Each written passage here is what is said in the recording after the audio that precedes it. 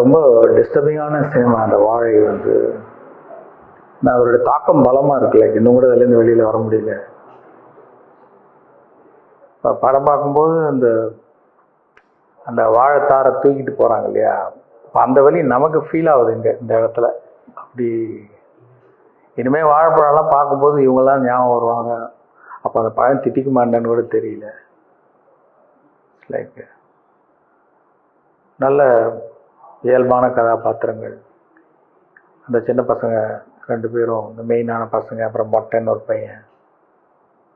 ரொம்ப ஒரு யதார்த்தமான சினிமாவில் ஒரு ஒரு ஒரு அழகியல் இருக்குது, ஹியூமர் இருக்குது, ஸ்டைல் இருக்குது. ரொம்ப நல்லா பண்ணியிருக்காரு மாரி செல்வராஜ். அவருடைய ரியல் ஸ்டோரின்னு சொன்னார்.